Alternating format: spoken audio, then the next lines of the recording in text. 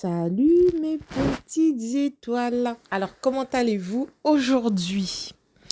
Donc, aujourd'hui, nous allons parler des principales 10 fausses croyances du chaser, surtout concernant son runner.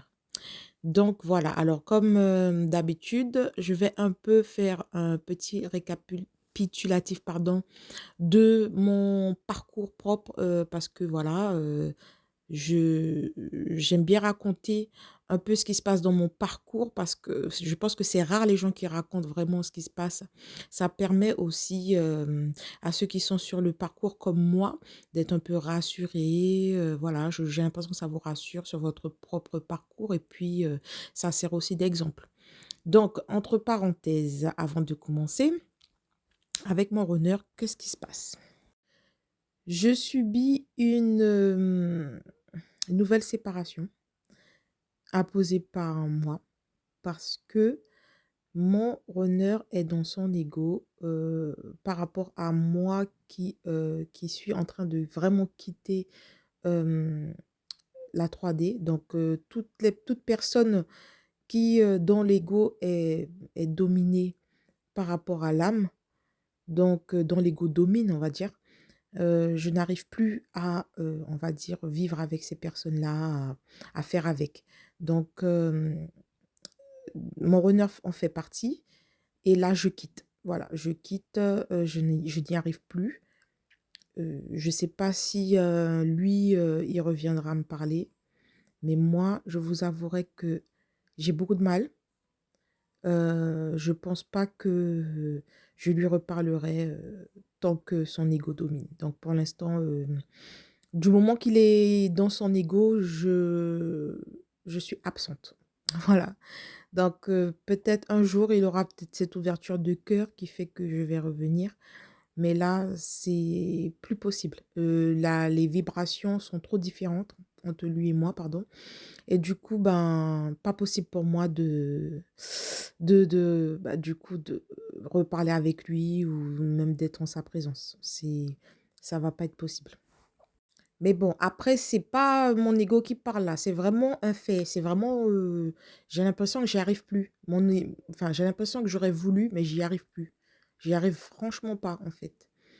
Et du coup, ben, c'est pas négatif, hein, c'est parce que en fait, je l'aime quand même, hein, je l'aime énormément. Ça change rien à l'amour que je porte pour lui, mais j'ai grandi, on va dire ça comme ça. Donc voilà, mais bon, on verra bien par la suite comment ça va se passer.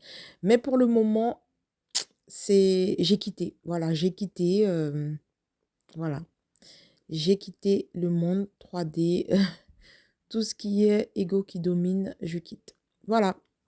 Donc revenons à nos moutons.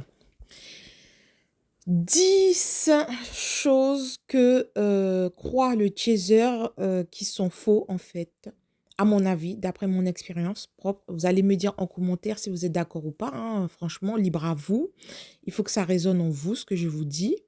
Et donc voilà, je vais commencer par la première chose. Le chaser pense que son runner est plus heureux que lui ou qu'elle. Le runner, à mon avis, tant qu'il n'y a pas la réunion, ne trouvera pas le bonheur. Nulle part ailleurs. Le runner n'est pas heureux. Sachez-le. Le runner, il est froid avec vous, il vous fait remonter des souffrances, etc.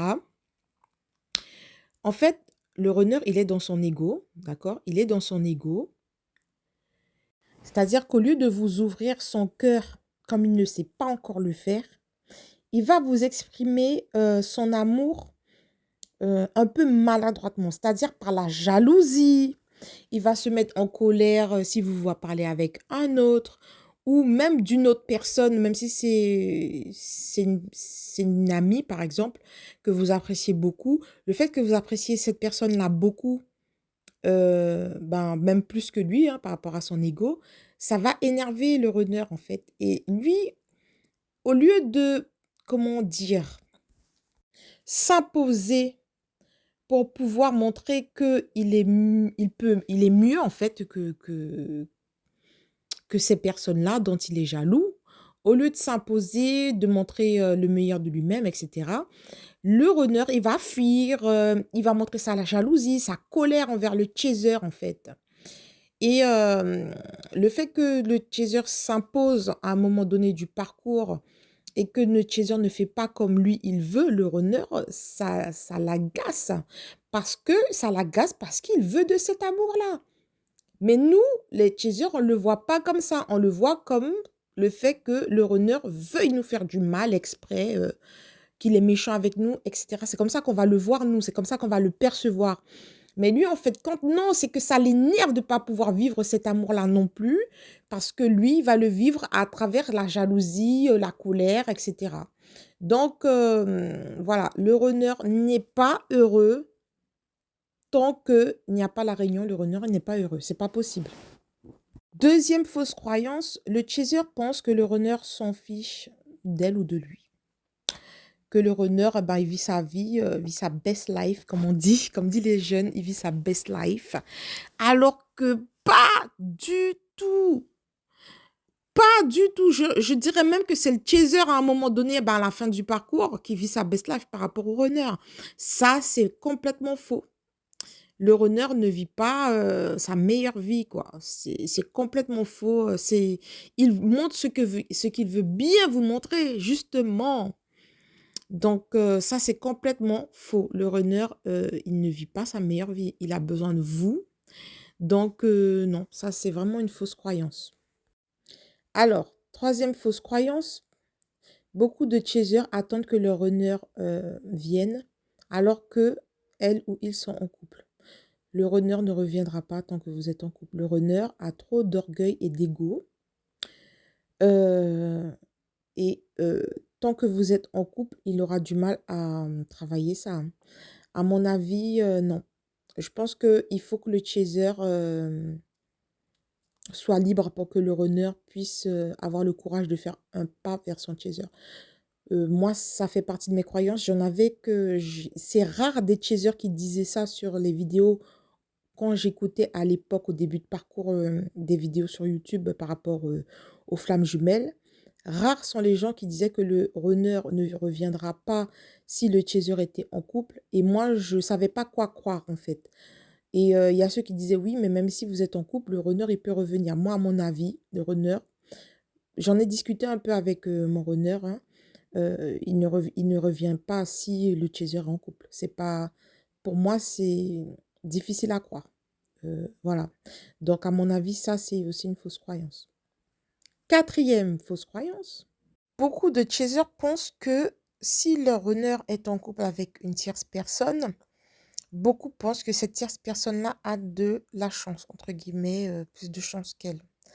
Or, c'est complètement faux. Vous savez, depuis que votre runner vous a rencontré, vous êtes constamment dans ses pensées et la tierce personne avec qui il est le ressent fortement. La tierce personne ressent qu'il y a quelque chose de changé, que cette personne-là est ailleurs. Elle est avec, le runner est avec cette tierce personne-là sans être avec elle parce que dans la tête du runner, il n'y a que son chaser, quoi. Donc ça aussi, c'est une fausse croyance. Ça sert à quoi d'être avec quelqu'un? Ça vous est déjà arrivé d'être avec quelqu'un et que la personne, elle est ailleurs dans ses pensées? Ben vous avez l'impression que la personne, elle n'est pas avec vous, en fait. Donc, ça sert à quoi? Vous vous dites, mais ça sert à quoi que tu sois avec moi alors que dans ta tête, tu es ailleurs, tu penses à autre chose? Ah ben, c'est ce qui se passe, hein, avec le runner. Donc, le runner, il est complètement ailleurs. Voilà quoi. Je dirais pas H24, hein, non plus. Mais la tierce, elle n'a pas tant de chance que ça. Surtout qu'elle vit, ben, s'ils vivent ensemble, hein, ben, elle est avec quelqu'un qui est constamment en train d'évoluer et ça perturbe la tierce aussi. Ça la perturbe, elle ne sait pas sur quel pied danser, elle ne sait plus comment faire. Le runner est en cours de changement, en cours de transformation. Donc ça, c'est perturbant aussi. Donc non, pour moi, elle n'a pas forcément de la chance. Donc voilà, cette tierce personne. Cinquième erreur, fausse croyance. Donc, cinquième fausse croyance, on ne quitte pas un parcours de flammes jumelles. On ne peut pas dire, moi, j'arrête le parcours. Ça, c'est une fausse croyance. Moi, là, par exemple, je vous donne l'exemple de maintenant. Je veux couper avec un peu le parcours et tout parce que je suis fatiguée d'un peu de mon runner qui est dans son ego, etc. Mais ben, comme par hasard, quand j'ai décidé de encore plus me concentrer sur moi, eh ben, c'est là que je commence à rêver de lui. C'est là que je commence à faire des rêves de lui. C'est impressionnant. Ça vous rattrape. Ça vous rattrape. Donc, vous pouvez faire ce que vous voulez, hein. Le parcours, on ne le quitte pas. On n'est pas là pour, l'ego n'est pas là pour choisir si on quitte ou pas. Voilà, vous êtes là pour un chemin spirituel. Et ben, on est sur Terre pour ça. On n'est pas là pour dormir sur ses lauriers. Et voilà. Donc, à mon avis, ça, c'est une fausse croyance. Sixième fausse croyance, euh, beaucoup pensent que le runner ne fait pas de travail sur lui. Bien sûr, le runner, il est obligé de faire un travail sur lui. Croire que le runner ne fait pas de travail sur lui, c'est sous-estimer la puissance de la source. C'est sous-estimer la puissance de l'amour inconditionnel. Il faut arrêter 2 secondes. Le travail peut être très lent, je vous l'accorde. Le travail peut être très très lent. Une petite avancée peut durer 1 an. Pour une petite avancée, ça peut prendre 1 an, voire 2 ans, voire 3 ans. C'est vrai que le travail, il peut être très long. Casser des habitudes, casser un schéma répétitif, ça demande beaucoup de temps. Un réveil spirituel, ça demande beaucoup de temps. Donc oui, ça peut être long, mais l'avancée y est. Oui, le runner, il avance. Donc ça, c'est une fausse croyance aussi de croire que le runner ne fait pas de travail sur lui. Je dirais même que c'est justement lorsqu'il fuit, qu'il est absent, qu'il fait le plus de travail sur lui-même. D'accord? C'est pas quand il est avec vous. Donc, quand les chasers, vous voulez absolument que votre honneur soit avec vous, c'est justement là qu'il ne fera pas forcément le travail. D'accord? Alors, septième fausse croyance. Le chaser croit trop à tout ce que son runner lui dit. C'est-à-dire que le chaser prend trop au pied de la lettre ce que son runner lui dit, surtout lorsqu'il est dans sa nuit noire de l'âme, donc lorsqu'il est en colère, ou voilà. Donc, il ne faut pas prendre au pied de la lettre ce que votre runner vous dit. Par exemple, lorsqu'il vous dit tu ne me manques pas, j'ai pas envie d'être avec toi, etc. Il ne faut pas tout le temps prendre au pied de la lettre ce que votre runner vous dit. Il s'exprime comme cela parce que c'est que comme ça qu'il sait s'exprimer. D'accord? Il n'a pas encore cette ouverture de cœur vis-à-vis de vous. Il s'exprime comme ça parce que c'est que comme ça qu'il peut faire. C'est que comme ça qu'il peut faire. Et c'est parfait comme ça parce qu'il faut que vous preniez votre autonomie, on va dire spirituelle, et que vous soyez voilà, un peu plus indépendante, voilà, que vous soyez pas trop sur votre runner. C'est fait exprès dans un sens, d'accord? D'accord, lui, il le sait pas, il le fait inconsciemment, mais il ne peut pas faire autrement. Alors, peut-être que là, je vais me mettre des chasers à dos. Huitième fausse croyance. À mon avis, alors cela ne tient qu'à moi, le runner ne papillonne pas plus que le chaser. Donc, ça, c'est des fausses croyances. C'est juste que le runner, lui, ben, il aime plaire. Donc, c'est quelqu'un, voilà, qui va accorder de l'importance à son apparence plus que le chaser. Mais cela ne veut pas dire que, ben, sérieusement, qu'il s'engage avec plusieurs femmes, ou voilà, qu'il ait des relations charnelles forcément avec plusieurs femmes, plus que le chaser en tout cas. Donc, moi, à mon avis, hein, après cela ne tient qu'à moi, c'est une fausse croyance. Donc, voilà. Mais ça, c'est valable plutôt au début du parcours. À la fin du parcours, non. Peut-être que c'est le contraire, peut-être que vraiment le runner papillonne plus. Mais à mon avis, à la fin de parcours, les deux se calment, hein. Ça, même si le runner, il a pas encore l'ouverture de cœur complète, mais il se calme même beaucoup. Et le chaser arrête totalement, carrément.